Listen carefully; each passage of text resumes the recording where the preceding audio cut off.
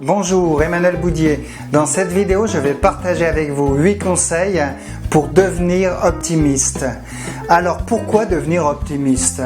Toutes les études scientifiques s'accordent à dire que les optimistes sont en meilleure santé et vivent plus longtemps. Intéressant, non ? J'ai décidé d'être heureux, c'est bon pour la santé, comme disait Voltaire. Vous allez découvrir comment devenir optimiste et être véritablement contagieux. Nous allons voir comment être optimiste grâce à la psychologie positive. Qu'est-ce que c'est la psychologie positive ?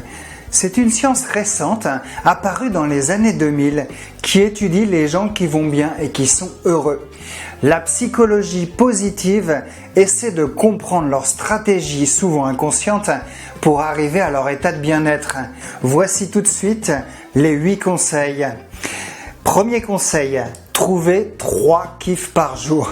Dans ma journée, qu'est-ce que je peux trouver qui m'a fait plaisir ? Trouvez 3 choses positives. Une rose qui vient de s'ouvrir dans votre jardin.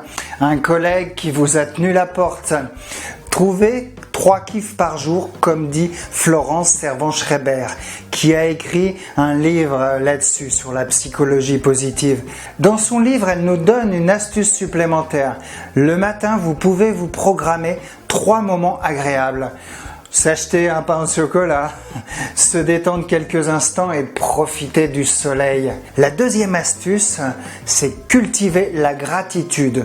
Marc Aurèle, empereur romain et philosophe, disait « En te levant le matin, rappelle-toi combien est précieux le privilège de respirer et d'être heureux. » On a tendance à se focaliser souvent sur ce qui manque et beaucoup moins sur ce que l'on a.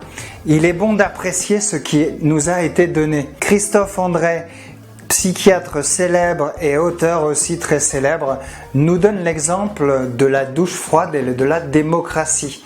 En effet, pour la plupart d'entre nous, nous avons la chance d'avoir de l'eau chaude et d'avoir le droit de vote.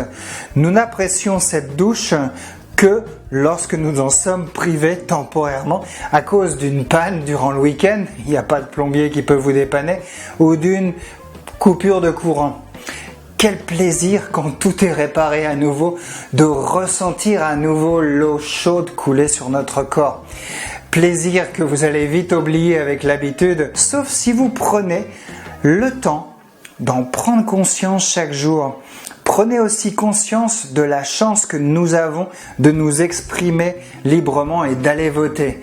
Dans d'autres pays avec des dictateurs, toute personne risque la prison si elle ose critiquer le pouvoir en place. Alors comment devenir un optimiste contagieux ? Eh bien, on peut aussi développer la gratitude en remerciant les gens de notre entourage pour ce qu'ils nous apportent.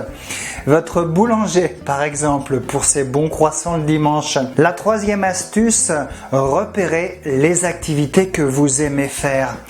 On a tendance tous à se laisser happer par notre quotidien, les courses, le ménage et les tâches administratives. De ce fait-là, on consacre peu de temps aux activités que l'on aime. Afin de sortir de cette routine et de reprendre un peu le contrôle de nos vies, il est important dans un premier temps de repérer ces activités que vous aimez, que ce soit le sport, le jardin, la peinture. Je vous conseille d'éviter l'ordinateur et la télévision. Ensuite, vous pouvez dégager du temps pour les pratiquer. Ces loisirs vont vous amener dans un grand état de bien-être dans lequel le temps n'existe plus. C'est ce qu'on appelle le flow en anglais, le flux. Les pensées négatives n'ont plus leur place dans cet espace où on se détend. La quatrième astuce ou la quatrième clé, c'est cultiver l'altruisme. Une étude portant sur 2000 personnes a montré que donner aussi bien à des amis qu'à des inconnus réduit le stress et améliore la santé mentale. Aussi, je vous encourage à expérimenter cet exercice qui a été testé et qui fonctionne. C'est-à-dire faire 5 actes de bonté par jour. Ces actes n'ont pas besoin d'être très compliqués. Vous pouvez laisser passer un piéton à un passage piéton si vous n'avez pas l'habitude de le faire quand vous êtes en voiture.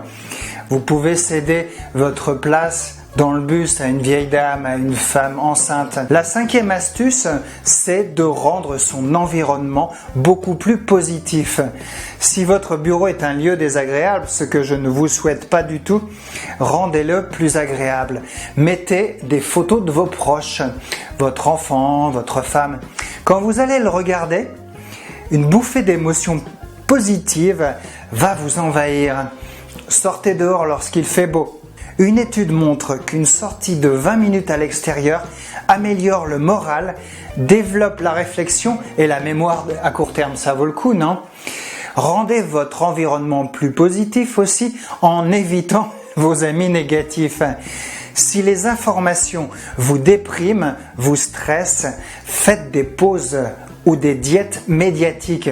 Ça ne veut pas dire qu'il faut se couper absolument du monde, de la réalité, mais ça veut dire prendre de la distance avec cette négativité ambiante. La 6e astuce ou 6e conseil, faites du sport.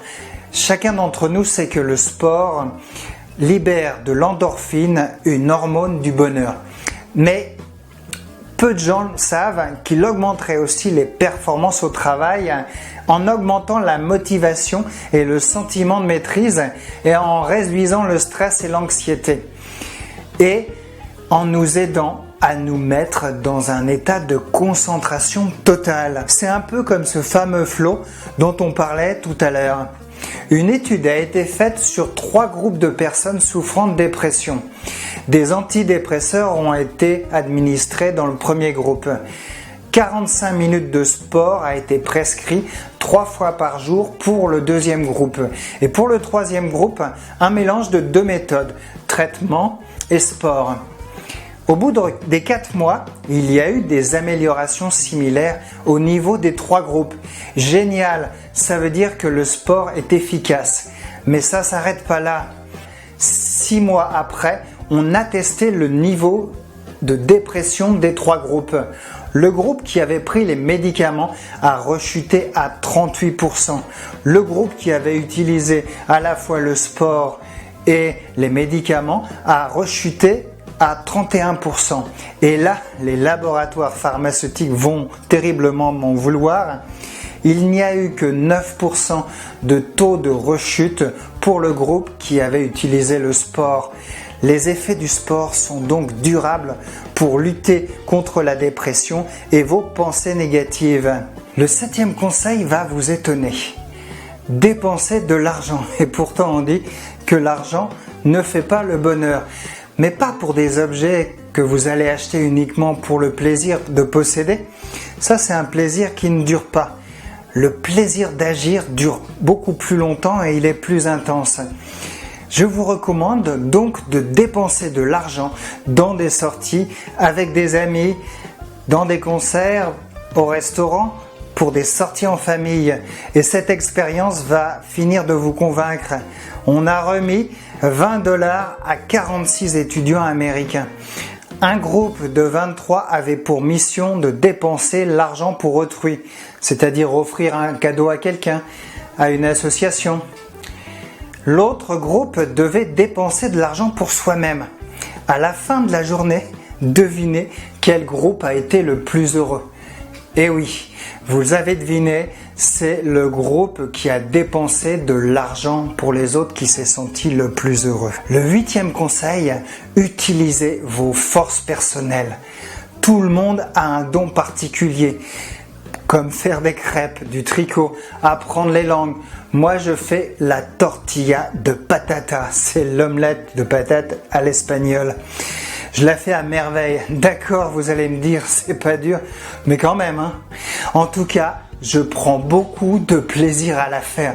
Et vous, quelle est votre spécialité? Vous êtes bon en jardinage? Vous avez un talent fou pour raconter des histoires et des contes? Exploitez ce don.